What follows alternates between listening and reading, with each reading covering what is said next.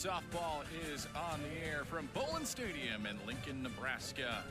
The Iowa Hawkeyes taking on the fourth-ranked Nebraska Cornhuskers in a pivotal three-game conference series. As we welcome you upstairs alongside Jack Lyons, it's Danny Berg here with you. We're happy to have you for this huge doubleheader today between these two teams, and then a single game tomorrow that's pivotal for both of these teams in the Big Ten tournament.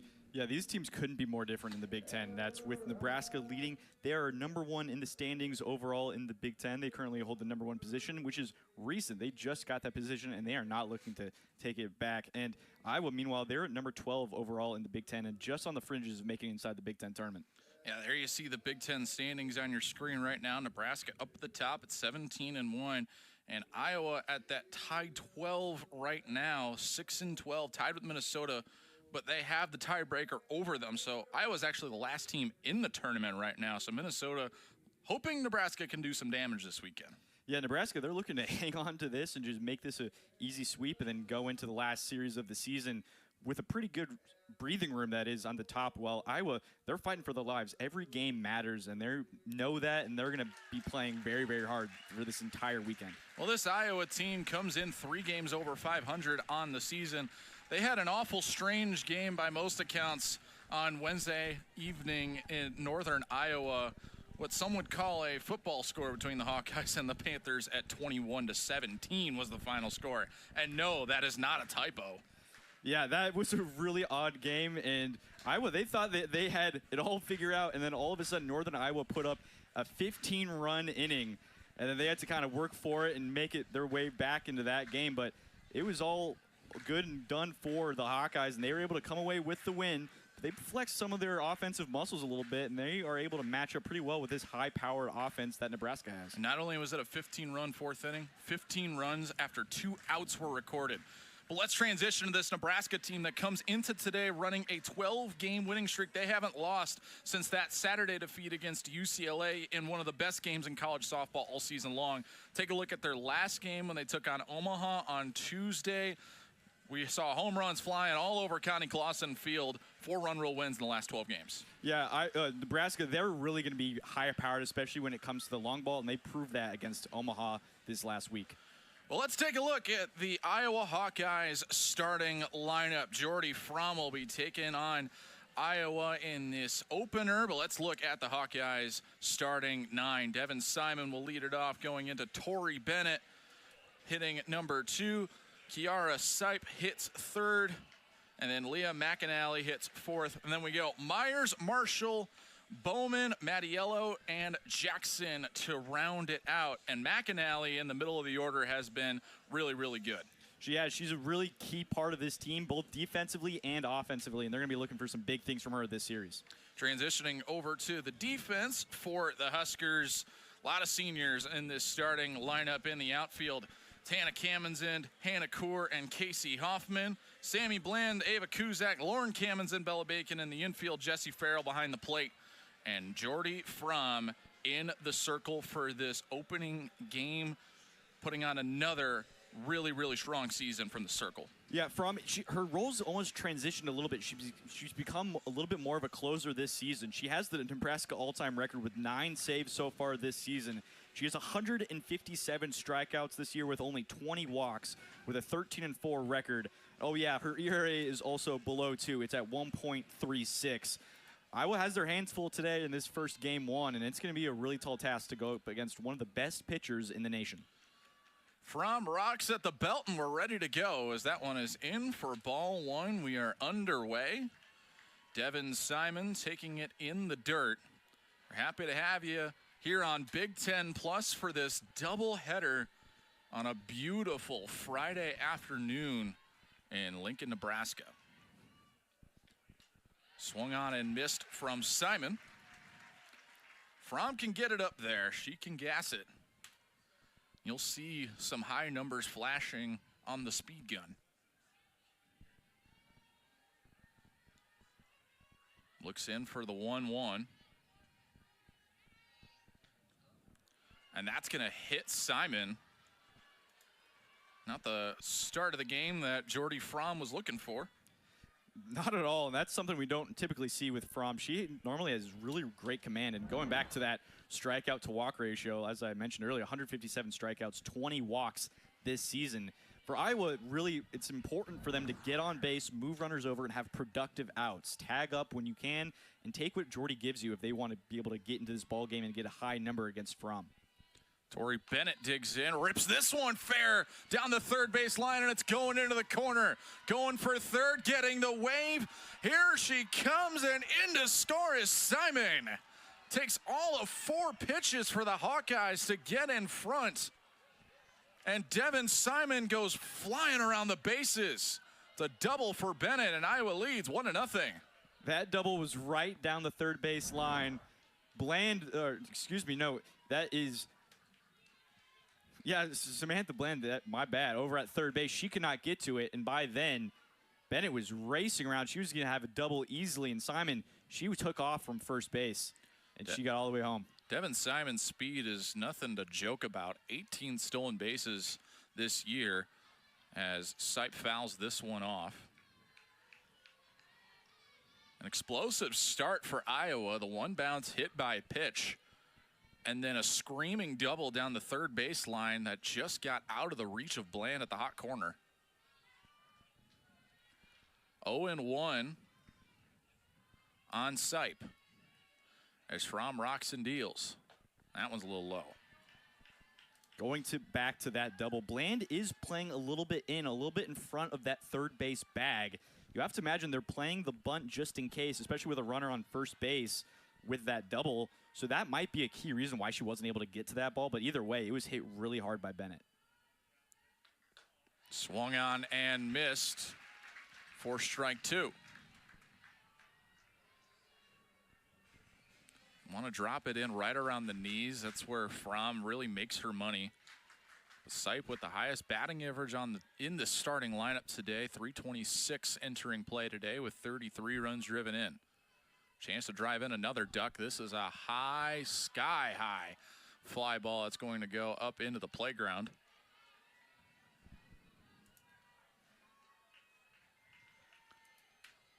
You look at the Iowa record, Jack, at 25-22, and you think, well, things really haven't gone all that well. Well, this offense has really helped propel them all season long.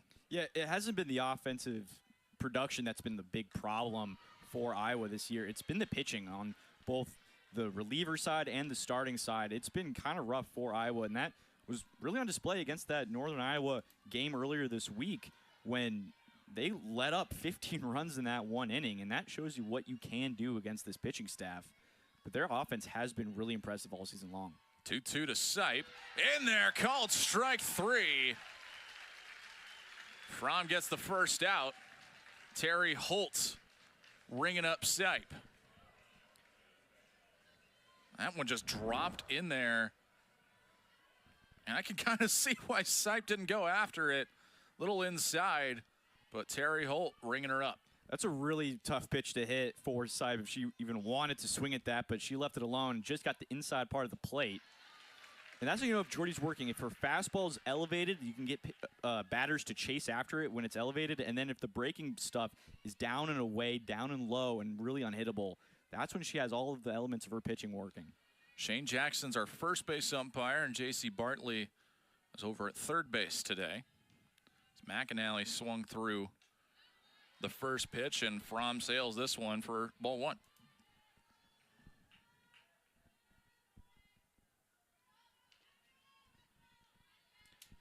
McAnally coming in here today, hitting .302 with 7 long ones. 34 runs driven in. About on pace with their numbers last year at Boise State. This is a grounder. Back to Fromm. Throw to third is there. Heads up play from Jordy Fromm to get the lead runner, and the decisiveness to take a quick look and realize, hey, I got to play at third base. Yeah, she gets this ball. It's a little dribbler right to her. She's able to take it, looks over, sees Bland is covering the bag at third. Bland makes a great tag, and you get the leadoff runner out. And no runners in scoring position right now for Iowa, and that's huge for Nebraska. 2 gone for Mariah Myers. Takes that one for a strike. This has kind of been the story for Jordy all season long, is she can get roughed up early on, especially when she comes in for a full game. But then after that, she hits cruise control. She finds something in it, and she's able to adjust really well. And that's what Iowa has to avoid here. You have to keep the pressure on. Line shot into right. Diving goes Casey Hoffman and makes the play. A very loud crowd explodes in support, but the Iowa Hawkeyes draw first blood here in this opening game. We head to the bottom of the first. Iowa 1 and Nebraska coming up with some highlight reel defensive play showed by this Nebraska defense. Casey Hoffman lays out to save another run from scoring. You're watching college softball on Big. The first, let's run through Nebraska's lineup. Jordy Fromm will lead it off. Then it's Hannah Kaur, Hannah Kamenzind, Ava Kuzak, Jessie Farrell, Sammy Bland, Alexis Jensen, Casey Hoffman, and Lauren Kamenzind facing off against Braylon Conlin. Leaves it high for ball one. Tell us about Conlin here, Jack. Yeah, Conlin, she has a little bit of command issues. She has 42 walks on the season with only 38 strikeouts in about 58.2 innings pitched. She has a 4-4 record, no saves, so she will not ever come into a relief for the Hawkeyes. But a big key for her today is no free passes. So we already have a meeting on the mound this early. Well, you don't see this much.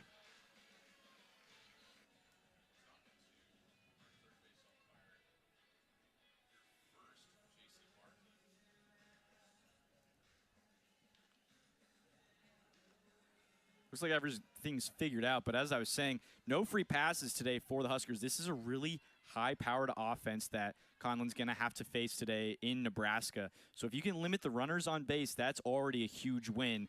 And she's pitching with the lead already in the bottom of the first. Keep it that way and try to limit the runners getting on and then limit the damage they can do offensively. Count on Jordy Fromm. And walks her on 4 pitches. Well, Jack just got done talking about how Conlin really can't issue a whole lot of walks today, and then walks Nebraska's arguably best hitter on 4 pitches. She's the best hitter for a reason, because she gets on base at a great clip. She's always an on-base machine. She's batting .439 this season, not to mention all the walks she has. But what really makes Nebraska dangerous is the offense behind Fromm. Fromm scores more than anybody else on this Nebraska lineup. As we have a meeting once again, it looks like. Hannah Kaur, you see here, hitting .317 with 5 home runs, 22 RBIs coming into play today. But since the home opener, she was struggling. Home opener was back on March 5th. She's gained almost 100 points to her batting average, 99 points to her on-base percentage, 92 points to her slugging.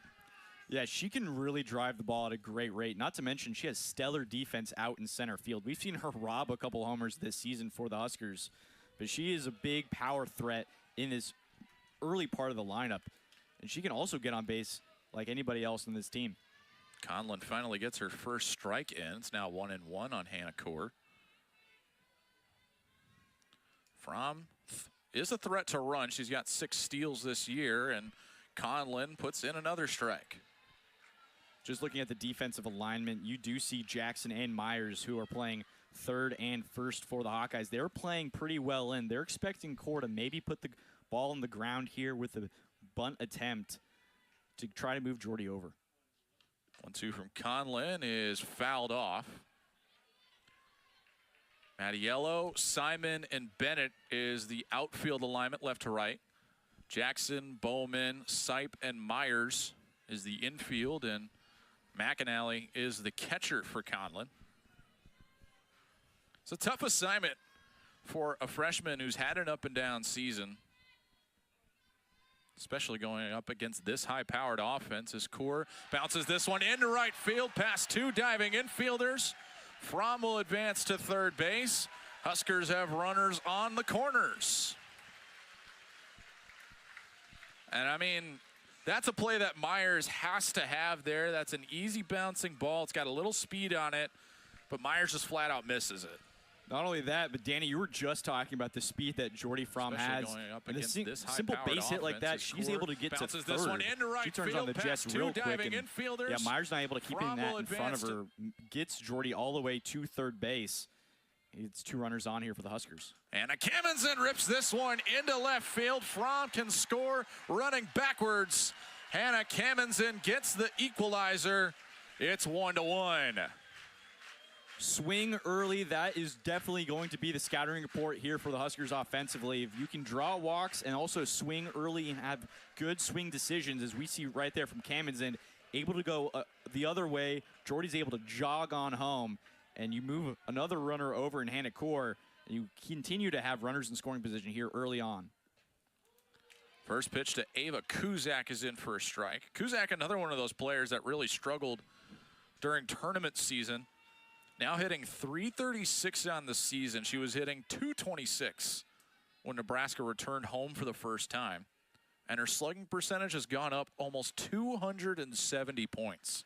Yeah, now sitting at .707. It's not that hard for your slugging percentage to go up when you have 13 home runs on the year. This Nebraska captain over at short, she has been a big spark plug and great in the cleanup hole for Nebraska, and she's already has runners in scoring position right now. She looks to extend this lead. Kuzak fouls that one off into a very packed general admissions section, and a nice catch there. Not officially sold out here for this doubleheader, but I think we're going to get pretty close. It is a sellout tomorrow for Senior Day. It'll be the last regular season home game Nebraska plays. 1-2 on the way to Kuzak. Just misses. Little high. You could tell Iowa wanted that one. Yeah, Conlon looked pretty angry as she looked out to the outfield thinking that was a strike. And I honestly have to agree with her. Kuzak got away with one there. 2-2 on the way. Kuzak lines this one foul.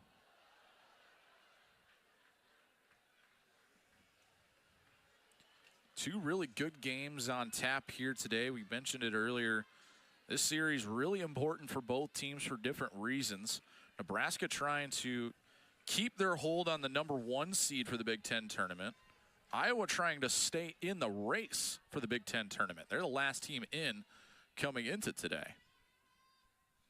2-2 on the way. Kuzak bouncing ball. It is fair. It goes into left field. Here comes Core. She gets in standing up. And the Huskers get out in front. It's 2-1.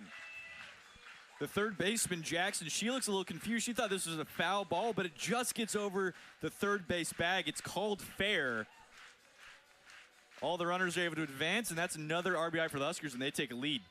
Should be important to note that it was the plate umpire, not the third base umpire, that made that call.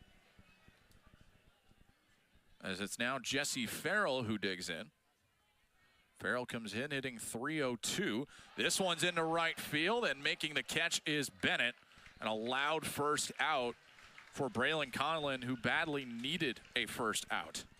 Loud indeed. The Huskers, they've been seeing the ball really well. They've been hitting it hard, finding gaps, but that one just hangs up a little bit for Bennett. She's able to make the catch, and like you said, Danny, that's a crucial first out. Now it's Sammy Bland.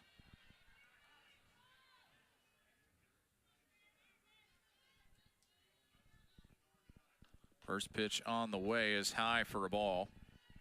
Sammy Bland has played in all but one game this year, but late in tournament play, she was playing without hitting as she was nursing an injury that kept her from swinging the bat.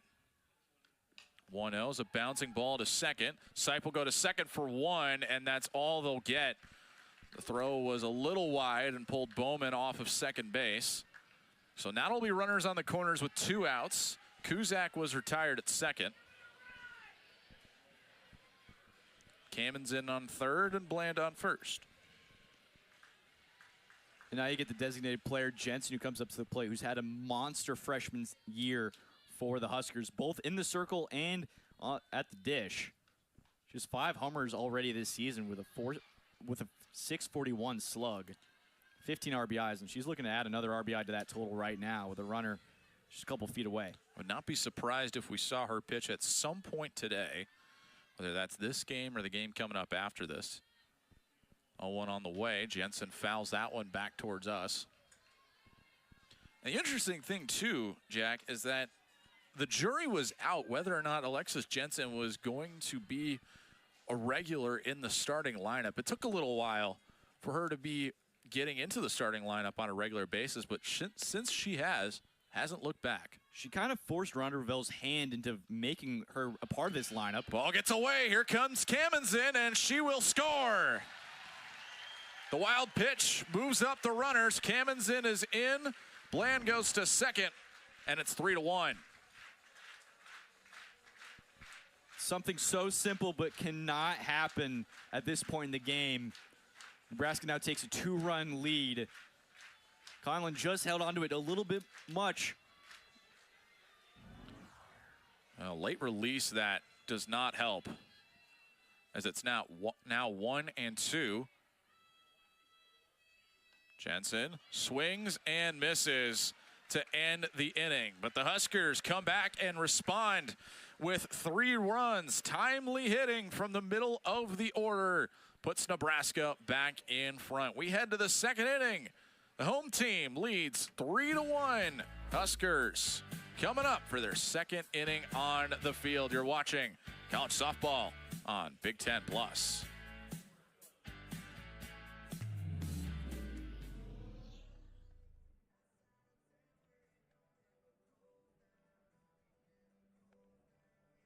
Broadcast in Spanish on Big Ten Plus from the sport of softball, and just the 3rd time ever that it has been done. Christopher Sullivan Diaz calling the game in Spanish. Let's take a listen into what he's up to next door.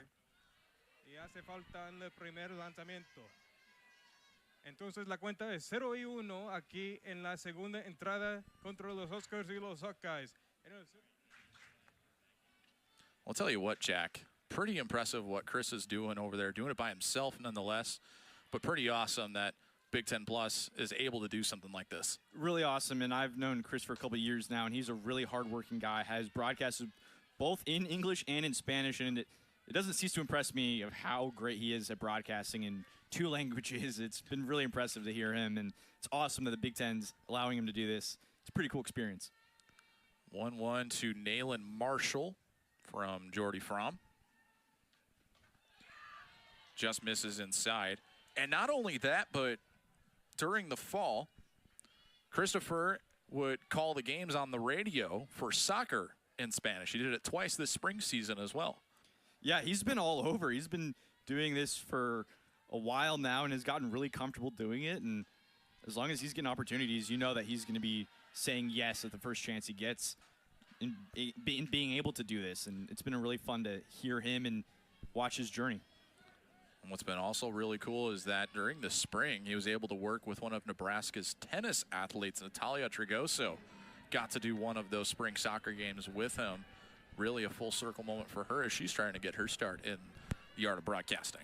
Yeah, here at Nebraska, everyone's been involved so far in the broadcasting universe. And Marshall went around. We'll take another look at that one, but Fromm gets the punch out. Let's see. I would say yes. Borderline call, yeah, that's a really good call, though, by Jackson over there at first base. But that's when Jordy is at her best, is when she's getting chased at that high heat that she can do. She can put it up there, and it looks really, really good for the hitter. And they want to chase after, even though they're probably not going to make contact. Bouncing ball from Devin Bowman. Kuzak will get it over to first for out number 2. A quick second out. If you're looking for Christopher's Spanish stream, as here you see Bowman's first pitch bouncer to Kuzak, all you have to do is exit out of this stream that you're watching right now, go back to the events calendar that you clicked on this stream for, and then select the Spanish broadcast. Go take a listen, even if you maybe are still learning Spanish or trying to understand the language. Just go take a listen for a little bit. It's a cool way to support someone that's doing really great work over there. The booth right next to us, and he's a really hard worker, and he sounds great. I don't know what he's saying necessarily, but he sounds great, and he's doing a great job, and he's worked really hard for this. Yeah, we're really proud of him for what he's been able to accomplish in something that neither Jack or I will ever be able to do. Not with that attitude. Yeah, not with that attitude. Yeah, we'll see. It would take a lot of Duolingo. Yeah, by the 4th inning, I think we'll be fluent. I think we'll just cruise right into it. 2-0 on the way to Mattiello. Swings and misses, a violent swing. 67 on the gun there from Fromm. She can get it up close to 70. The way Mattiello does do that running swing, we see it a lot in softball, especially with lefties. But Nebraska's outfield, they're playing her to extreme shift over so she can slap. She's trying to slap it the other way. Doesn't work right there, but you have Hannah Kaur, who's shifted almost into left field. She is way over there. And then you have Hoffman over in right field, but she's almost a little bit towards right center. It's really interesting to see how the defensive alignment works with a hitter who does try to slap it the other way. 2-2 is fouled back towards us. And you know, the dangerous part about this for Mattiello, and something that takes a lot of practice, is making sure you're making contact while you're still in the box. Because if you take 1 foot out of the box, you're technically out. It's not only that, it's timing. That's what it really comes down to. It's all about timing. It's how you can time up. And like you were saying earlier, Danny, Jordy is one of the faster velos you'll see in the circle in all of softball. And then she can do something like that. Swung on and missed for strike 3. Jordy Fromm up to 3 strikeouts on the day. Sends the Hawkeyes down in order on a beautiful breaking pitch that lands right in Jessie Farrell's glove. We head to the bottom of the 2nd here on Big Ten Plus.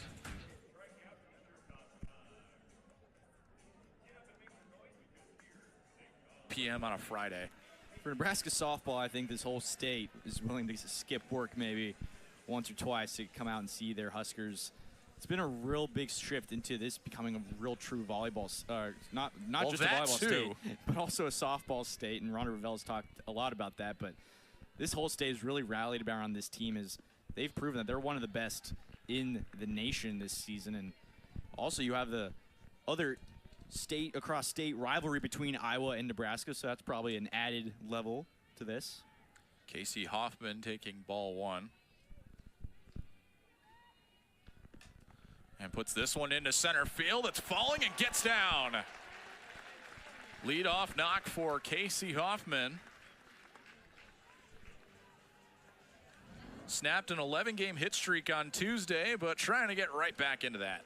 It's a pretty good pitch selection right there from Conlon. She elevates it right there, but Hoffman able just to get the barrel out in front of it. Little blooper over into center field, but gets into no man's land. It's able to be a leadoff base hit for the Huskers. Conlon's going to try to get out of this relatively unscathed, unlike last inning. Cammonsen fouls this one off. Lauren Cammonsen up. And you know, Jack, we were just talking about cool broadcasting opportunities. Lauren Cammonsen is getting involved in some of that. She got to do Nebraska Creighton baseball not too long ago and is going to do Nebraska Kansas State on Tuesday. Yeah, everyone's getting involved here in Nebraska with broadcasting. It's pretty fun to see some passion for that for other athletes as well. Cammonsen fouls it off again. I think it's something that Ronda Ravel has embraced too. She has been in full support for Cammonsen to do that and be involved with other athletics and also be involved in broadcasting. And it's something that really creates a community here in Nebraska and has been a fun thing to watch a lot of athletes do that. 0-2 on the way. Cammonsen bounces this one. Nice play by Bowman. Throw to second. It's into right field. Hoffman is going to take third base. And the throwing error by Bowman gives an extra advantage to Casey Hoffman, who moves up another 60 feet. Bowman trying to maybe do a little too much here, trying to get the leadoff runner out.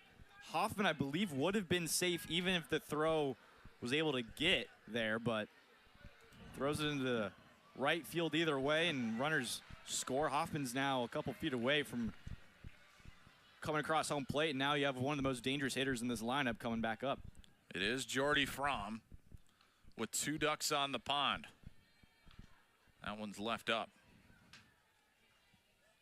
Bullpen right now for Iowa's quiet. We'll see how long that lasts. Conlon is back in trouble.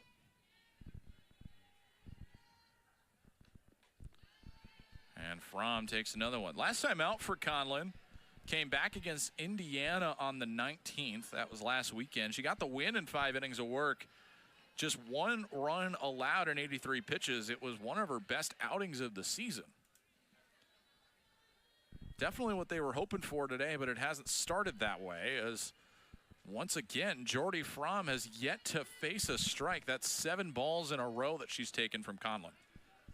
Yeah, sometimes as a pitcher in the circle, you just have to go after a batter, but Conlon's been pretty cautious of Jordy, rightfully so.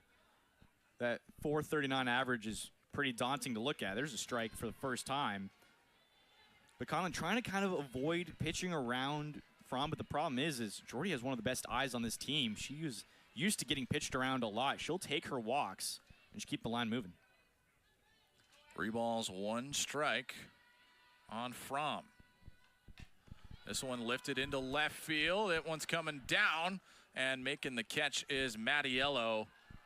And Fromm is retired. Runners do not advance. Just got jammed a little bit there, but still got it off the nice part of the bat. If Conlon can continue to do that, she's in a great spot. She already kind of jammed up Casey Hoffman. It did end up being a single, but it wasn't a hard contact hit at all. And then right there, you get the most dangerous hitter of this lineup to get a little jammed as well, and you get an out because of it. But you kind of want to pitch to this team a little bit. Stacey May Johnson is going to come back out. We saw her do that 2 pitches into the game last inning, and Bobby Alvara is going to come out with her. Yeah, the first-year head coach for Iowa, just probably talking about strategy, obviously with 2 runners on here for the Huskers. They want to talk about what possibly could be coming up with Hannah Core now at the dish. Stacey May Johnson and Bobby Alvara both coming over from Fresno State. May Johnson was there from 2022 to 2025. So her first season back at her alma mater. We'll get into her file a little bit more as we go along, but really trying to make sure that Conlon is dialed in, trying to keep her nerves calm. Hannah Core comes up. Runners at the corners, and that one got her on the elbow, says Terry Holt. That one did not look that comfortable. Got her in the back part of the elbow that does not have the elbow guard, so that can't be too comfortable. Looks like as she was making her stride right here to prep a swing, her back elbow just comes a little out in front and gets tagged by that pitch. And all of a sudden, base is loaded now with 1 out for the Huskers. And a tough situation now for Conlon. Kamenzen fouls this one off into the stands. Well, there's 3 Huskers on the pond, according to the person below us. You're enthusiastic today. It's a pretty energetic crowd here for Nebraska today. Well, when the runs have come through, you could hear the roars of the crowd very loud. 0-1 on the way. Misses in. This is a very passionate fan base, Danny, and they love their sports, and they love when their sport teams are good. And this Husker team has proven to be one of the better in all of the country. Kamenzen, she had a single her last time up. She's going to be looking to do that again, this time with more runners on. 1-1 on the way. Kamenzen fouls this one off just down the first base line. That probably would have scored all 3 if that stayed fair.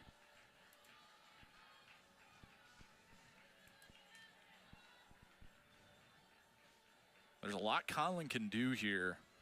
Try and pitch around, pitch the corners with Kamenzen, who singled in the first and scored. 1-2 on the way. Bouncing ball, foul right at home plate. And Danny, as I look over to the Iowa bullpen right now, it looks like Carly Brewer, the right-hand pitcher, she is now up and starting to warm up for the Hawkeyes if this gets a little out of hand here in the bottom of the second. I mentioned earlier, this is a big series for Iowa to stay in the Big Ten tournament. 1-2 on the way. Kamenzen bounces it over the glove of Myers into right field. 1 run is in. Here comes the second run. Kamenzen scores. Hannah Kamenzen going to second. She is out. Throw back. Safe. Hannah Core scores. It clears the bases completely as Kamenzen gets cut down at second, but 3 runs come across. How about that heads-up base running from Hannah Core? That is phenomenal by both Core and Kamenzen. Kamenzen knew that she's probably going to get picked off over at second if she tries to stretch it into a double, but it's enough time for Core to get down. Take another look at it right there. Great slide from Core to just avoid the back of the tag. Gets her hands on home plate, and that is another run and a bases clearing sacrifice to get more runners on. Hot shot over to third, retires Kuzak. But that will end the inning. 3 more runs score on a crazy play from Hannah Kamenzen, who clears the bases on a single, cut down at second base. But Hannah Core swimming her way in for the 6th run of the game. We head to the 3rd. Nebraska leads 6-1 here on Big Ten Plus.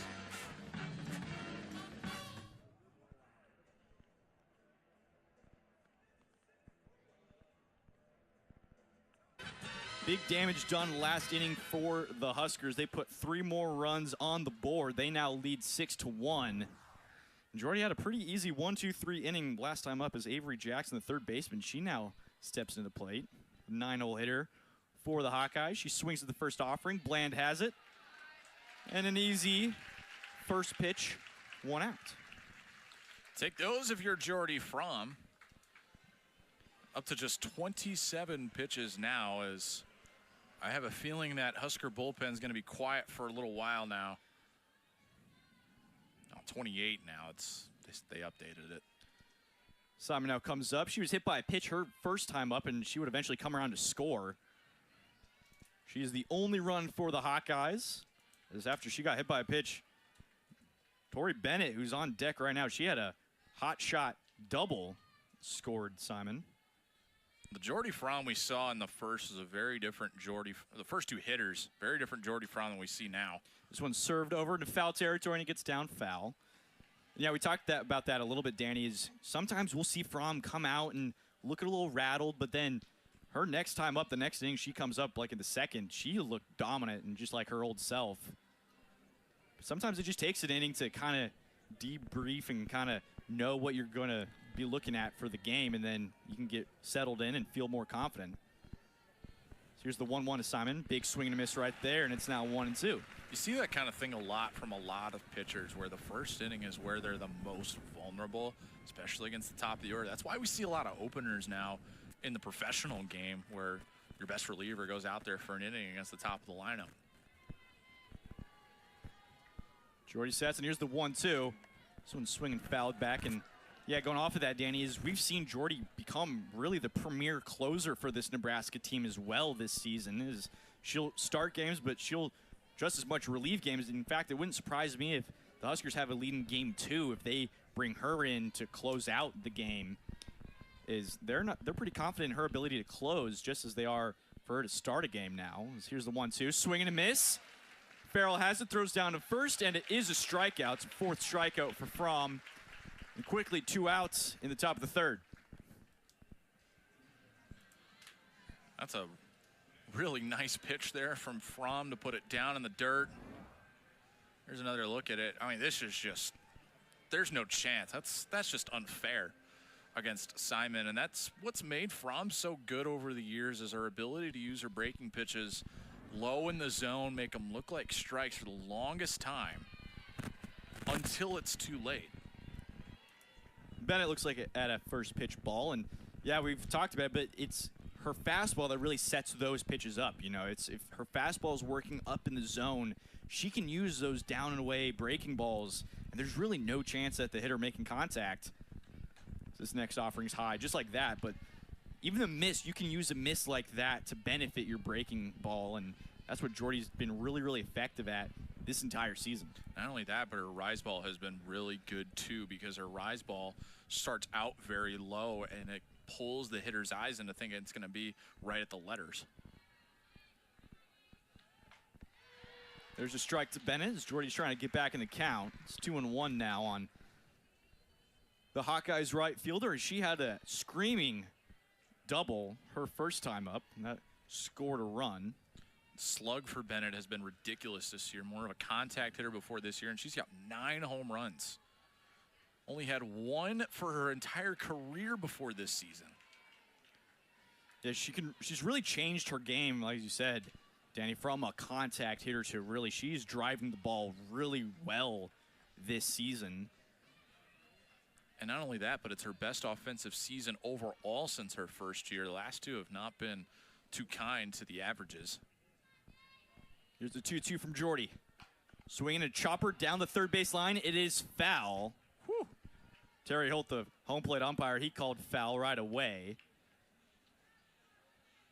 No argument from Stacey Mae Johnson, but that one was about as close as the double that Tori Bennett had, just on the other side.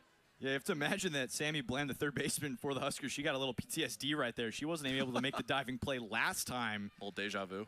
Which made the doubles. Here's the 2-2 once again. Swinging fouled away off her leg. Bennett looks like she's in some pain trying to walk it off. That's never fun, though, fouling it right into her calf. As Farrell will go talk to Jordy, maybe give Bennett a couple more times. We'll look at it right here. Yeah, just fouled right into her shin or calf area on her front foot. And that got all bone, too. Yeah, that's not going to feel comfortable, but she looks like she's going to stick in there and try to grind this out. Just able to make contact on that last pitch. Jordy's gotten back into this count. It's now 2-2 with 2 outs here in the top of the third. Here's the 2-2. This one swung a chopper once again down the third base line, but foul. I'm trying to just stay ahead right now. Don't fall back behind. The walks aren't a problem at all. None for the game. Although for the season, they're probably a little higher than what she would want historically. Not at all compared to last year, where she had 74 to 20 this year. This one swing a foul. Back behind home plate, and Farrell takes a look at it, but he'll get into the stands and make a couple bounces and get over to some fans right in front of us. We talk about command with Jordy. 76 walks, 74 walks last year to just 20 this year. You know, by her standards, she's like, I don't want to walk anyone at all. But working it down that much from last year is really, really outstanding. Here's the 2-2. That one skips on in there. And another part of that, too, understand the workload is completely different as compared to what it used to be. Over 200 innings last year, you just don't see that in college softball that much. Before that, her previous high was 147 in her sophomore year at Oklahoma. She sets and delivers the 3-2. Swing and a miss. The off-speed works again. And it's strikeout number 5 for Jordy Fromm. A 1-2-3 inning once again for Iowa as Nebraska's going to look to tag on more to their lead. Jordy has her off-speed working once again today. That's her 5th strikeout on the game. We'll be right back with some more Nebraska offense right after this. You're watching some college softball here on Big Ten Plus 20. This is their 49th all-time, 50th all-time meeting. Nebraska with a solid 9-game lead. Iowa won the last game that these two played, but it was Nebraska winning the series 2 of 3. They won the Friday and the Saturday games. But 50 games now. And, you know, you say historic, but that's more recency bias than anything else. But there were some games played between these two back when Nebraska was in the Big 12. It's only about, what, a 4-hour trip between Iowa City and Lincoln? Yeah, there's maybe 4.5. Very solid amount of Iowa fans here at Bowlin Stadium, but mostly you look around the stadium today, it's a whole lot of red. Farrell drives it over into left field, and it is caught. Now, Farrell's had some really good pieces today. Lined out to right in the first inning as well as that line out to left there. And you know, Farrell's getting the front of the bat on the ball really well, but just hitting it right at people. Farrell, Bland, and Jensen are the only players for Nebraska so far who have not reached base. As Bland now steps up to the plate, she takes her first pitch ball. Bland this season batting .293. She's more known for her defensive skills over at third base. She takes a strike right there, but former all Big Ten defensive specialist over at third. The crazy thing about that, too, is that Bland didn't start her college career at third base. She started it in left field. Made her way to the infield, and she has done fantastic work manning the hot corner. .942 fielding percentage this year. Players that don't have a 1,000, it's one of the best on the team.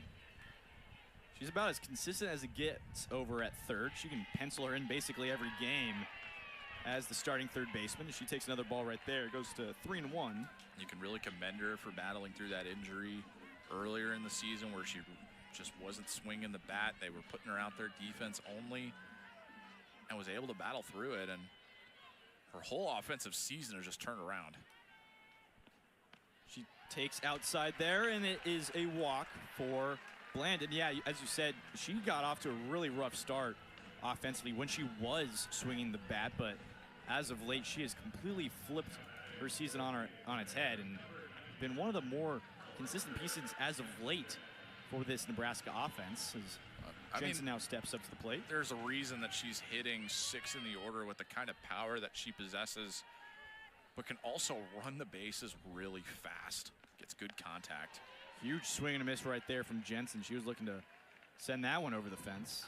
I think she was trying to send it over the fence into the parking lot. Yeah, maybe over the trees. She wanted all of that one. Not a lot of wind today either, and you won't get any wind-aided hits. At least not yet. Yeah, out here in Lincoln, you never know when the wind can just randomly pick up and blow straight out. Nebraska's had a couple home games that have been greatly affected by the wind, either pushing balls out or in. But right now, wind pretty tame out in center field. 0-2 now on Jensen. Sweet swings and pops this one up. Bowman's calling for it, and she makes the catch over into foul territory. Well, you talk about the wind causing chaos. As soon as we say it, it starts picking up and, you know, pushes that ball all the way over towards the foul line. Bowman was camping under it like she had an easy play on it and winds up having to take the third base position. Yeah, if she knew it was going to go all the way over there, she might have let Jackson take it, but obviously the shortstop getting priority over there, and props to her. She was able to track it all the way and record the out. Here's Casey Hoffman, who singled her last time up. In the second, she takes high and inside. Now, something that we haven't mentioned yet today, Jack, is trying to steal bases. These are two of the teams that like to be thieves, especially Iowa. They've stolen 46 bases this year compared to Nebraska's 32. This is a little looper over into shallow right field and or left field. It gets down. Here comes Bland. She's coming all the way around to score. And it's a blooper hit for Casey Hoffman. And another RBI for the Huskers. They now lead 7-1. That was just a weird play all around. I think that Bowman was trying to give way to Mattiello, and it just happened too late. That probably should have been Mattiello's all the way. Let's take another look at it as Hoffman just gets this one off the end of the bat. The two are converging, and, well, there's your problem, is that Bowman is the one that calls off Mattiello, and that should have been Mattiello's ball. Lauren Camden now steps up to the plate with the runner in scoring position. Yeah, that's kind of almost a no man's land, but Bowman goes over there and talks to Conlon real quick, saying, hey, my bad, I should have had that, or I should have given it away. In a situation like that, you want to give way to your outfielders. Your outfielder's got a better beat on the ball, better view on the ball, and is running in. Here's a diving play from Jackson. She has it, throws over to first, and it's in time. What a play from the third baseman for Iowa. She gets the third out of the inning, and only one run comes across for the Huskers. As we're going to take another look at it. Jackson with a diving stop. That saves a run. Makes a throw from her knees and records the out. One run comes across for the Huskers. They lead 7-1 as we head to the top over the bottom of the. They lead 7-1 now as we enter the top of the 4th inning. Sipe, the 3-hole hitter for the Hawkeyes, trying to get something done. She struck out her last time up back in the 1st. She was the first of now 5 strikeouts for Jordy Fromm. She sends one over to Kuzak. She scoops it up, throws over to first, and 1 pitch and 1 out here for the Huskers. Fromm making some real quick work now as Iowa's approach has kind of changed a little bit as they're trying to attack early. That really hasn't worked out all that much. Nebraska's had a pretty sound defense so far. It was helped out Jordy. This is Leah McAnally. Catcher now steps in. She takes low, has to kick her feet out of the way to not get hit. McAnally, she had a fielder's choice, or they're giving her a single her last time up. I think it's still up in the air. The official scorer, 3 innings later, still trying to figure it out. It's up for debate. By game 2, they'll have an official decision on it. She sends a little dribbler. Jordy has it, throws over to Bella Bacon, and it's in time. Another stellar defensive play from Jordy Fromm. She cut across Sammy Bland, who was rushing in to make the play. Little dribbler, though, she gets it, throws on her back foot, and it's an accurate throw over to Bella Bacon at first. That had some weird spin on the ball right off the bat as it went straight into the batter's box. It just missed the foot of McAnally. Myers now steps in. She lined out her last time up. Takes inside once again. Don had some heat on it, 67 miles an hour. And as we've talked a lot about today, Danny's Jordy, she can get it up there in speed. Kind of do whatever she wants with it with the off speed. Jordy's now sent 8 in a row down. Sorry, nine in a row down. If you don't count the fielder's choice / single for McAnally back in the 1st. Myers sends that one foul. And yeah, for Iowa to get back in this game, that's not what you can. That's not what you want. You need to get runners on, whether it's via the walk or a base hit. It's whatever. You just need runners on. Then you have productive outs to move them over against a pitcher the quality of Jordy. Here's the 1-1. This one's inside once again. Well, that's why Iowa needs to start taking some longer at bats here and try and work up the pitch count, because you're now seeing Fromm for a 2nd time in this game. And you really want to start figuring out, like, what can I get away with? What pitches make the most sense for me to go chase after? Next offering is a dribbler, but it goes foul. So count evens now at 2-2 on Myers. And yeah, going with that, Danny's Jordy, that was her 50th pitch of the ball game just now. And we've talked about it a little bit. We wouldn't be shocked if she pitches the entire game. If she keeps pitching like this, she will pitch the entire game in game 1, and then game 2 she might come in for relief later on. We'll see how she's feeling. I mean, it's not out of the ordinary. Most of the time that Fromm is out there and she's not giving up a lot of runs, she is going to finish the game. And she's someone that wants to finish the game. When she pitches, she has the full intent that she's going to finish that game. And Rhonda Ravel, the head coach for the Huskers, she knows that. She knows that once Jordy gets in that circle, it's going to be real hard to get her out. She's the competitive athlete that Jordy Fromm is. Here's the 2-2. Big swing and a miss right there, and it's another off-speed pitch. And strikeout number 6 for number 98. Really easy 1-2-3 inning. That off-speed's working real well for Jordy.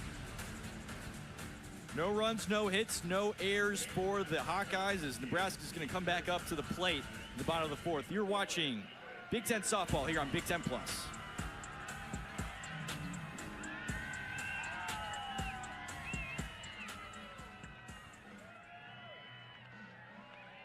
Now, Jack, it's a very nice 66 degrees, light wind at about 7 miles an hour. There's no clouds in the sky. Humidity at 32%. I mean, it's an absolute picture-perfect day. And, I wonder why they decided to play 2 games today. You wonder that. Look up at the sky. It's a beautiful day to play, too. Why not? You get done with this one. Ernie Banks would be proud. Let's play another one. Why not? As Jordy sends this one a high fly ball over into right center field, and a diving catch Oops, we forgot to talk. That was crazy. Simon coming in on her knees. She's able to make the catch. Let's look at that again as 3 players all converging, and peeling off was Syke, but Simon and Bennett just were not on the same page of who was going to take charge. They're lucky that the ball wasn't dropped and they didn't get hurt. And Core now steps up. She takes the first pitch strike, and yeah, that's one that the center fielder, obviously Simon, she probably wants to make that play, but it's hard to say whose ball that was, as they were both coming in pretty hard. Luckily, no one was hurt on that one. We mentioned the no clouds thing. Sometimes that can have an effect too. Here's a deep fly ball, but a little blooper, and it is caught by the shortstop, Bowman. 2 quick outs here for the Huskers. The high skies can really make an effect on where you see the ball. The easier thing about softball than baseball is that it's a yellowish green ball that's up in the skies compared to a white one. Is that time Bowman did a good job calling off Mattiello. That one lofted a little higher in the air, so Bowman was able to get her feet under it and make the catch. As Camdenson now steps up, takes the first pitch strike, and Conlon kind of changed her pitching style now. She's now pitching more towards a little bit of contact. Now you got Camdenson to worry about, who's driven in 4 runs today. Here's the 0-1. She takes high. You know, Camdenson, who's been a model of consistency this year, on pace to be a first-team All-Big Tenner this year. Coming into today, 43 games played. She had a hit in 37 of them. She has been an on-base machine. She swings and fouls that one back right behind us. And you know, I was looking through her game by game before today, and I was like, has she really not gotten a hit in only 6 games this year? I mean, that's not something you see every day. And I think Hannah Camdenson is having a season that just not a lot of people are talking about. After her 2 hits today, she's batting .399 on the season. It's crazy impressive. And oh yeah, she also has 7 home runs along with that batting average and 138 at bats. And oh yeah, she has a 1.40 ERA with a no-hitter in non-con play. She's gonna get it done on both sides of the ball. She takes low right there, and yeah, it's easy to kind of forget about Camdenson, especially when you have a player like Jordy Fromm that leads off. And Ava Kuzak. And exactly, and Ava Kuzak, who play both sides. They're able to do kind of it all. And then you have Camdenson, and also with now Alexis Jensen coming into the play, the freshman, she's opened a lot of eyes both off defensively and pitching wise. She sends a high ball over into off the wall of left field. Camdenson's going to have her 3rd hit of the day. She jogs over into second. It's a wall banging double. That one almost got out, just missed the top of the fence by a couple feet. Oh, that went off the white part of the wall. She just missed a homer. Maybe her 5th RBI on the day already. By about a foot, she missed it. Look at that swing, the sweet swing that Camdenson has. It's a very easy swing. And Camdenson coming off of a season last year where she had the pop, she had the average, but this year she's just kind of taken it to another level with her consistency. And, you know, you mentioned it, easy to forget with Fromm and what we've seen from Jensen, but very rarely do you see 3 two-way players as successful as Nebraska has. Most teams only have 1 or 2, but Nebraska's got 3, and that doesn't even account for when Emerson Cope is fully healthy, as she's been dealing with stuff on and off all year long, really hasn't been herself. You put that into account too, a different year that Emerson Cope has. I mean, my goodness. That's what makes this Nebraska team so deadly, is Ava Kuzak is up to the plate. She is ahead in the count 3-0. She has a runner in scoring position after that. Camdenson double.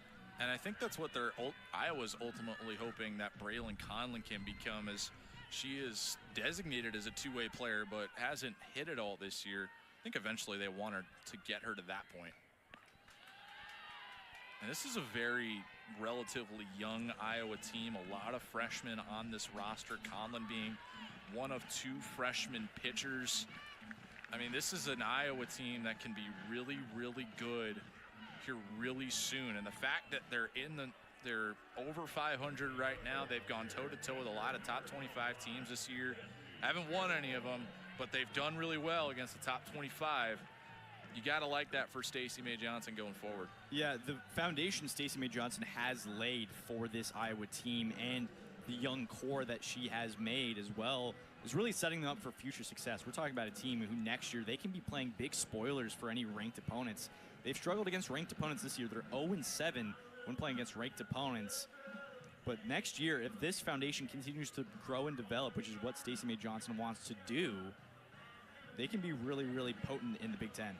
I wouldn't even characterize it as spoilers. I think that they could be right up there with, you know, the power teams, the West Coast teams in Oregon, UCLA, and Washington. Nebraska probably is going to be doing similar things again, but that's going to be it for Braylon Conlon as we're making a pitching change. It'll be Carly Brewer who comes in, but we'll be right back after this as she makes her warm-up throws. Don't go anywhere. Nebraska will be right back with some more offense right after this.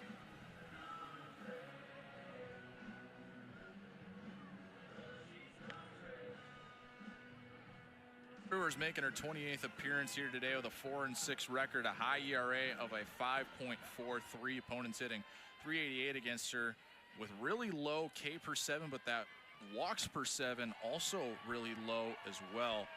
Last time Brewer was out was in that football game against UNI on Wednesday. Got tagged for 8 runs, but only 5 of them earned, but didn't even last for a full inning. She faces off against Jessie Farrell, who has 2 really loud outs so far. She lined out to the right fielder and then to the left fielder. She sends that one just over the bag, but foul, says home plate umpire Jackson Holton. Now, this is a point in the game where it can kind of get ugly with one swing, as you have Farrell, who's seen the ball really well today. She has 2 runners on. Nebraska already leads 7-1. 2 loud lineouts that Farrell has had. And I mean, you mentioned it, how she's been seeing the ball well. She's been making really good contact, but just hitting it right at outfielders. So Brewer really has to be careful working around the zone of Farrell right now. She's a very dangerous hitter. Farrell ahead in the count 2-1. Next offering just a little bit inside. Count goes to 3-1. That was a close pitch. We've seen a lot of that. The pitchers have been trying to get inside. It hasn't been getting called a strike, however. Terry Holt's been definitely a hitter's umpire today.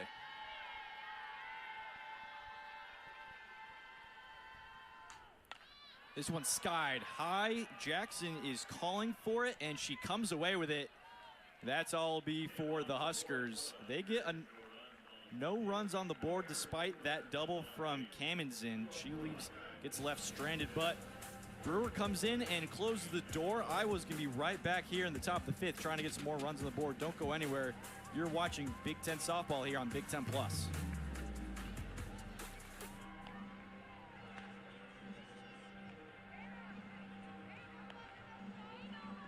They started here in Lincoln, or they came back to Lincoln from various parts of the state where they grew up. There you see that record. 1207 wins to 686 losses, most wins by any Nebraska coach across the board. Yeah, Ron, she has really built up this program to a national powerhouse. It's taken them to the Women's College World Series a couple times, and they're looking to do that this year as well, as they were kind of spoiled last year, couldn't make it out of regionals.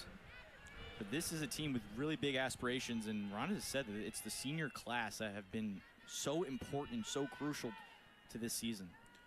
Well, that super regional between Nebraska and Tennessee last year was arguably the best super regional of all of them.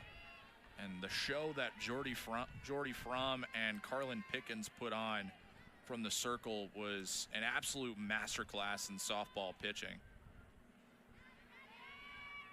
0-2 on the way. Swung on and missed. Jordy Fromm rings up another. That's 7. She's got it all working today. This one, another off-speed pitch. Looks like it's going to be right chest high. Just kind of drops out of it. Marshall was caught a little in between and out in front of that one. Devin Bowman takes one down. And you know, everyone kind of felt the pain of losing in supers last year. They were just a few plays away in both Game 2 and Game 3 from knocking off Tennessee. But this year, this team they have a different drive from last year as Bowman waves and misses for strike one. This is a team it's pretty assured that they're going to host regionals here in Lincoln. It's pretty close that, that they'll get a chance to host super regionals. They're projected to get a high enough seed right now. 1-1 on the way as Bowman swings and misses. And bringing postseason softball back to Nebraska is going to be a jolt that, this team really hasn't gotten to experience a whole lot as of late. And we've seen some pretty incredible crowds here at Bowling Stadium all year long. The UCLA series comes to mind when UCLA came to Lincoln. Fromm gets another wave and a miss. Devin Bowman is the 8th strikeout of the game. But we've seen several crowds of this Nebraska faithful that have come into Bowling Stadium and have just electrified this whole state. And if they can get regionals and then super regionals as well, and they can host that here, it's going to be a crowd that Nebraska athletics have not seen in a very long time. Pinch hitter is going to be announced here for Iowa. Kenzie Lightgen, a freshman from Phoenix, who's got 8 home runs this year and 87 at-bats.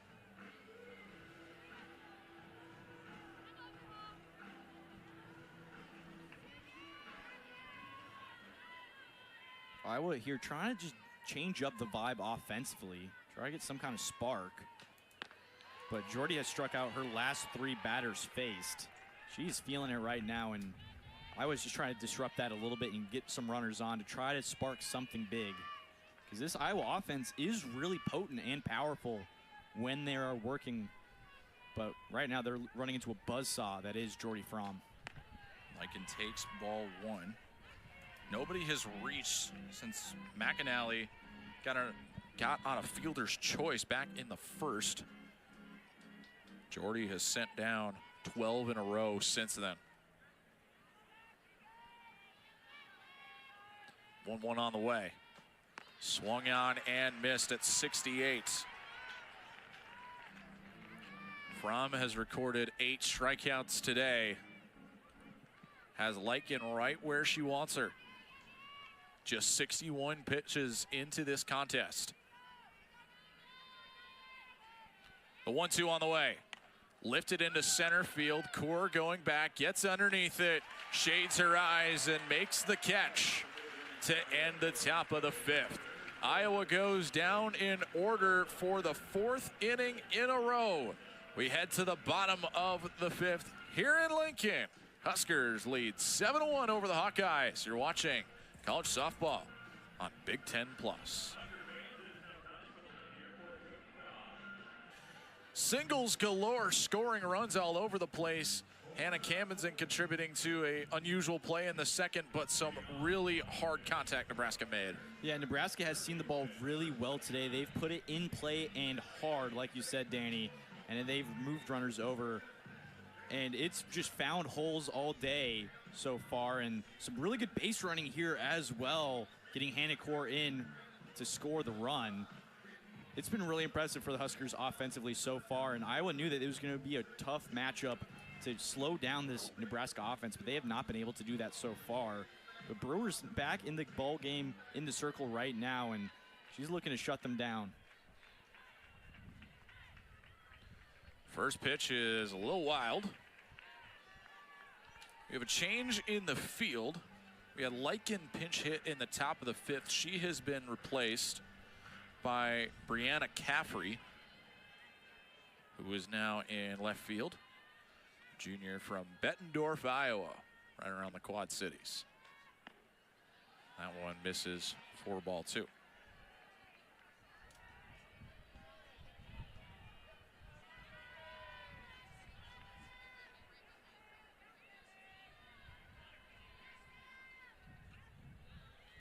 Brewer rocks and deals, and this one is sent high in the air, right center field, up against the track, and making the catch is Bennett. And Sammy Bland coming up a few feet short from knocking one over Alina Felix's jersey. She hit that one really hard, and a great swing on it, sending it oppo. but Bennett had a great read on it, knew she had time and room, got up to the wall and never took her eye off of it and made a great play. Carly Molbach is going to pinch hit for Alexis Jensen. Hitting .320 coming into play today as Molbach takes a called strike. This is game number 18 for her. She's making her 26th at bat.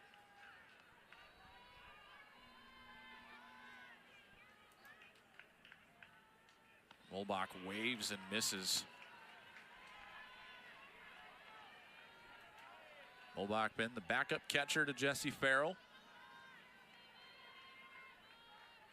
He's gotten 11 starts. 0-2 fouled back to the screen. There was that series back in March. As there you see Caffrey now taking over in left field. A series in March where both Farrell and Molbach nursing injuries forced Lauren Kamenzen to catch. This is off the glove of Brewer, fielded by Bowman. And the throw is late. Carly Molbach with an infield single. This is a great play by Bowman. Even though she's not able to record the out, it's tipped off of the glove of Brewer. Bowman sticks with it, makes a throw on the run. Molbach, she's able to sprint all the way down to first and gets there safely. Bowman almost in the second base position when she's making that throw. She had to come all the way across. Really good play, but unfortunately doesn't result in an out. Casey Hoffman takes it outside for ball one, and that went off of Brewer's glove, and I'd say about half of the ball was in the web of Brewer's glove. As Hoffman 2 for 2 today with a single and a double. 7-1 our score, as it's now 2-0. Hoffman, another one of those Nebraska players that's hit the ball really hard today. She's seen the ball really well. We'll see what Brewer can do in the circle now, trying to limit the damage that Nebraska has done. She was able to get out of it in the fourth. Hoffman bouncing ball, fielded fair, and Myers will tag her out. So a 3 unassisted for Myers. Now 2 outs for Lauren Kamenzen, with Molbach standing on second base. Hasn't been the strongest stretch for Kamenzen, who's 3 for her last 16 as she takes a called strike. Is 1 for 2 today, but on a bit of a cold spell right now.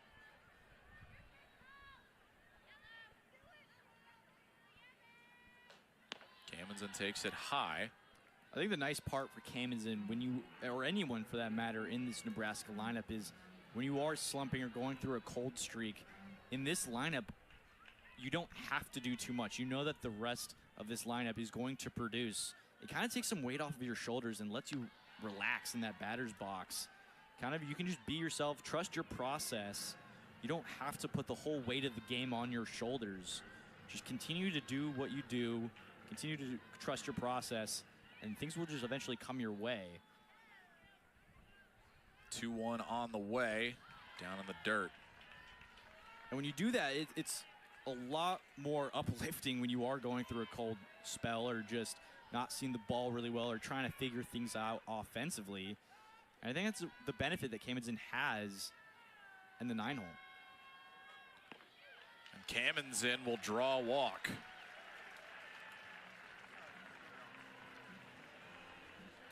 It's another pitch I think that all of Iowa defensively is a little confused on. Terry Holt, the home plate umpire, calling that a ball. From our point of view, it did look like it was a strike and caught the plate. But either way, it's a great at-bat from Kamenzen, drawing that walk and now getting 2 runners on with 2 outs. You flip it over to Jordy in the top of the lineup. Fromm takes it, throw back to second. Is not there, as Carly Molbach is making McAnally a little nervous, as a couple of her throws back to Brewer have been with a little bit more velocity. Molbach not really a threat to go, but she is getting a really good leadoff. Well, with 2 outs, a base hit here will score her easily. She's going to be running on contact no matter what, and especially with her being in scoring position already, she'll likely score, but you can kind of tell that she's trying to cause a little bit of chaos on the base paths, and really when you do that, when you put pressure on a defense by trying to get their attention or distract them a little bit, it can cause a lot of errors, and then all of a sudden you are advancing or even scoring, and it looks like that's what Malbeck's trying to do over at second. From bouncing ball to Bowman, throw to third is in time to get the force to end the inning. Huskers don't score again. They leave 2 on as Fromm bounces out into a fielder's choice to end the inning. We head to the 6th and a good one here at Bowlin Stadium. 7-1 Huskers lead on Big Ten Plus. Today, 7-1's our score. Nebraska out hitting Iowa 9-1, but Iowa sent 16 players to the plate and just 1 hit total, and that was the double by Bennett down the third baseline. And Fromm hits Jackson on the first pitch right near the knee, and Jackson is in some pain. That is the first runner for Iowa to reach since that first inning. Definitely hoping that Jackson is okay. She's made some pretty amazing plays over at third today for Iowa. Not what you want to see from your third baseman. Take another look at it right here. Yeah, just going right off the knee. Right off the knee and calf area, and doing some sprints down the foul line, try to loosen up a little bit. And I didn't like the way that her knee bent on that. That looked really uncomfortable. But she's running okay. There's a little bit of a gimp in her step. The big thing after you get hit is always stay moving. You never want to stay still for too long. Well, that's why they tell you to run. Yeah, you always have to run it off. And looks like she's stretching right now. Right there, taking her lead. So Devin Simon will get her third at-bat of the game. First pitch, wave and a miss as Fromm gasses her up at the top of the zone. Yeah, velocity's still not an issue for Fromm. It hasn't taken a dip at all. That one was at 68 miles an hour. She is still attacking this Iowa offense.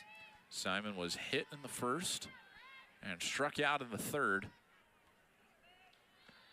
First pitch, or next pitch is there for strike 2. Simon, she is the only runner to score today, obviously, from that hit by pitch. Led off the game. And on a double by Bennett, she was able to score from first. Fromm ready for the 0-2, and Simon fouls it back our way. And this is a really big opportunity for Iowa. Yeah, it's 7-1, but you have the leadoff runner on with Jackson over at first. You're back at the top of the lineup with Simon, Bennett, and Sipe coming up. This is where you can do damage or at least move runners over and get some more runs across the board. And Simon waves and misses her second strikeout of the day. Fromm is up to 9. But of course, it's never going to be that easy when Jordy Fromm is in the circle.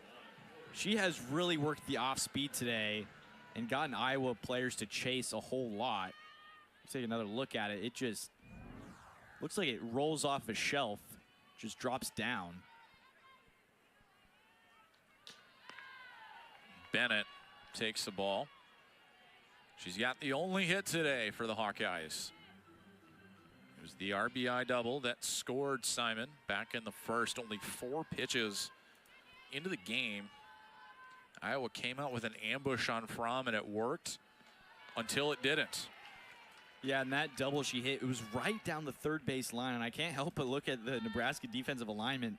Sammy Bland is even with the third base bag, and she is way over on that line because she knows that that's what Bennett did last time up. She even fouled another one down that third base line again, so she's been a little bit early, and it looks like Nebraska knows that defensively, and they're going to align that way as well. Ava Kuzak, there you see just the one hit. It's next to Bennett's name right now. Ava Kuzak is a good 40 to 50 feet from second base right now. She is deep in the hole at short. 2-1 count. Bennett fouls it back to the screen. And Nebraska definitely playing double play depth. with both Cusack and Kamenzen playing a little bit deeper, but as you were saying, Danny, Cusack is way far behind her typical shortstop position, but she's also shifted over.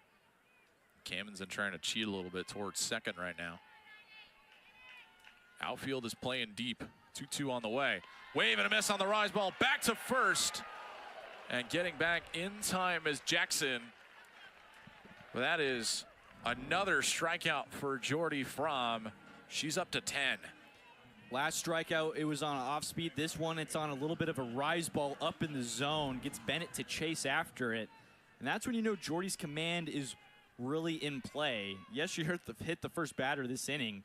But since then, she's been able to put the pitches where she wants. And Sipe waves and misses. Going back to the breaking ball right there as well. Sipe comes up looking to swing. And Jordy just has a little bit of a breaking ball that's a little inside on Sipe. All of Jordy's strikeouts have come swinging, except for the first one she got was against Sipe, and it was looking. Wave and a miss, pick back to first, and it goes off of the base and into Bella Bacon's face. Looks like she's fine. It looked like that throw would have beat the runner, Jackson, trying to dive back. Instead, Bella couldn't get a handle on it. It was a little bit of a low throw from Jessie Farrell. But good job by Bacon to keep that in front of her either way. That way you don't have Jackson advancing over to seconds. We take another look at it. Here's Jackson diving back to the bag. And yeah, it just bounced off of either her hand or the base itself and hit her up in the face. Looks like she's okay over there, but taking some time to herself. She's grabbing at her jaw a little bit. Can't feel good either way. We've had a couple hard hit batters today, and we also have a play like that where ball just bounces up and hits you in the face. Can't be that comfortable. 0-2 on the way. Wave and a miss. Strike three. Jordy Fromm has punched out 11 Hawkeyes today. The rise ball comes back again. And Jordy Fromm continuing to put on a masterclass here on Senior Weekend. We head to the bottom of the sixth. 7-1 Nebraska leads here on Big Ten Plus.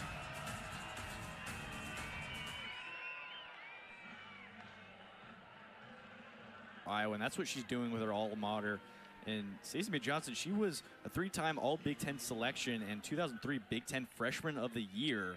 And for Iowa, she still ranks in the top 15 in program history in career games played, runs, hits, doubles, home runs, RBIs, and batting average. That's a lot. She has been one of the most consistent and one of the best players in Iowa softball history. And now she's leading the charge as head coach. And she's been coaching for a while. She even was a student assistant back in 2007 and was an assistant coach in 2011 through 14. And has now come back to lead her team. And that's got to be a pretty cool feeling for her. You want to talk about an all-time Hawkeye coming back to her alma mater. She's been head coaching for a little while now. As we mentioned, was at Fresno State for a couple years, was at Utah Valley 2020 and 2021 as Coor bounces this one over the glove and over another glove. It gets past Jackson and Bowman into left field. Hannah Coor's got a leadoff hit. That one took a little bit of a weird bounce. Jackson couldn't get her glove on it, and then when it got to Bowman, it looked like it took another weird hop. We'll take another look at it right here. Coor spikes this right into the ground. It's a weird hop. Jackson couldn't get it, and then Bowman, it just took a weird hop, got under Bowman's glove. And the speed of Hannah Coor is the reason she was able to get on first. It would have been a tough play either way. Fly ball foul into the Nebraska bullpen. And you talk about Bowman there, got caught on the in-between hop. She thought that the ball, once it was missed by Jackson, was going to stay up and instead died. And that's why Jackson had that's why Bowman had no chance at it. It's been a pretty interesting day defensively for Iowa. We've seen a couple miscues in the outfield, especially with Simon out in center field. She had a weird play with Bennett earlier in a shallow fly ball.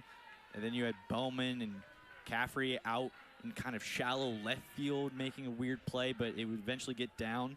This Iowa team on the season, they have a .972 fielding percentage so far with 34 errors going into the season. 0-2 is foul down the left field line. We had a couple close calls down that left field line. Camden looking for her 4th hit on the day, and this one, she came pretty close to it right there. I mean, it was foul, but it was awful close. Maybe missed by about, 18 inches or so. There's a really good look at it. But it's now 0-2 on Camden, who's got 3 knocks on the day, 2 singles and a double. Just misses outside. I think this is where Camden has really shined. She's now batting .403 on the season after going 3 for 3 so far. But her eye at the plate has been phenomenal, and she takes a close pitch right there, even though she's down 0-2. Not panicking anything, letting the game come to her a little bit, and that's how you know she's really locked in. Count now even. Iowa's bullpen quiet. Alexis Jensen moving around a little bit in the Husker bullpen, but not throwing. Just kind of jamming out down there. You'd have to imagine that's more for game 2 than it is for this game. That's a line shot into right field. Base hit for Camden, a 4 for 4 day. I mean, that bat is smoking hot for Hannah Camden. But you got to put a little bit there on Brewer. Left that one right over the heart of the plate.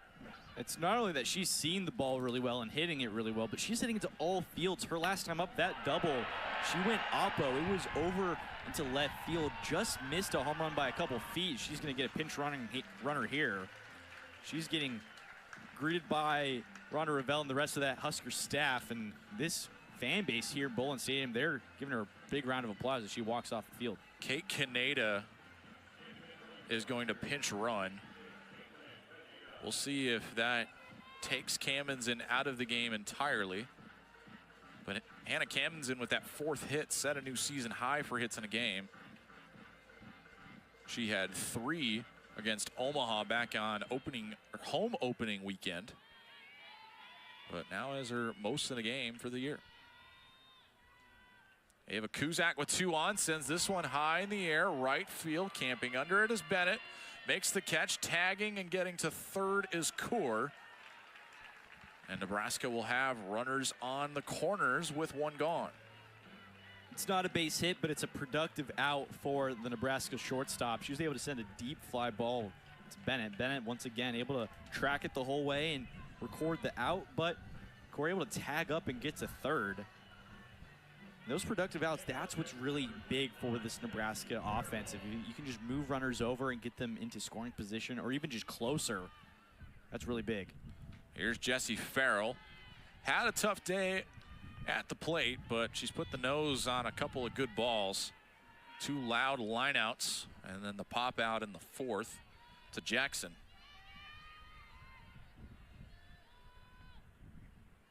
One on the way. Taken for ball 2.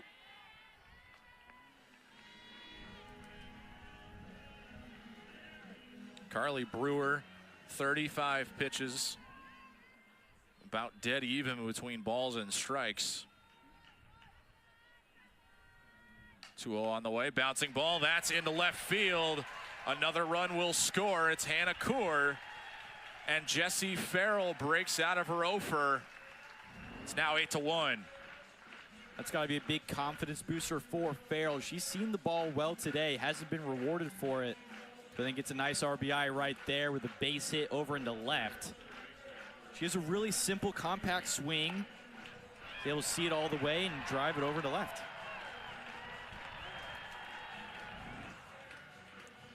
Kennedy Williams is going to pinch run, and a meeting on the mound, or meeting in the circle.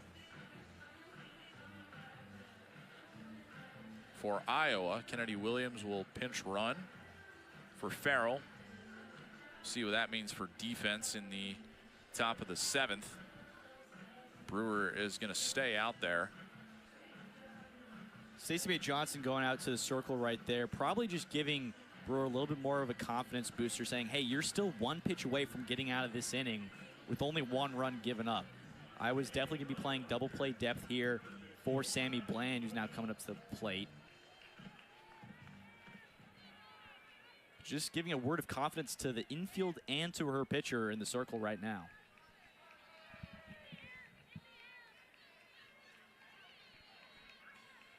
Right now, Iowa trying to avoid the run rule right now. That's what they're most worried about. That's a called strike on Samantha Bland.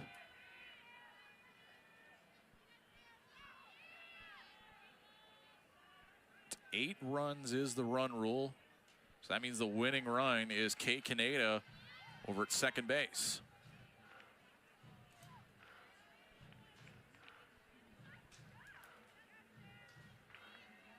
For Iowa, you're trying to build off of this game. Yes, it's pretty far out of reach right now, but you're trying to build off this game for game 2. 1-1 is into center field. That's a base hit. Here comes Kaneda. Throw to the plate. Is not there. The ball came out. Kaneda scores as she collides with the bats. She's shaken up. Looks like she's okay. There's your ball game. A game-winning hit for Samantha Bland. And the Huskers take game 1. 9-1, your final in 6 innings. Here's another look at it. Sammy Bland sends it over into center field. Both runners running hard. Kaneda kind of rolls over home plate. Looks like she might have hit a bat that was over. Yeah, she did hit the bat. The throw beat her by a lot.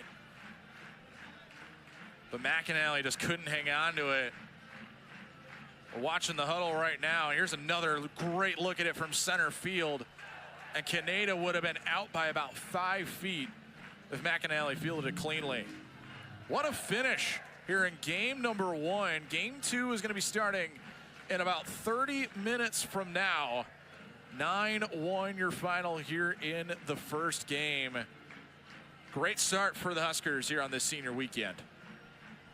Yeah, really impressive showing for Nebraska offensively and pitching-wise. Jordy had a little bit of a tough first inning, but then after that, she was utter dominance and really was able to control this game and everything about it. And it was really impressive from her. And then also you have the offensive spark. And it's Hannah Camdenson going 4 for 4 today with 4 RBIs on the day as well. She was really impressive. And Jordy Fromm gets the win. That's number 14 for her, and Braylon Conlon takes the loss. Big thanks to our crew here in Lincoln. Another job well done. For Jack Lyons, I'm Danny Berg saying thank you for watching this presentation of Big Ten softball on Big Ten Plus. Come back in about 30 minutes for game 2 between Iowa and Nebraska. You're watching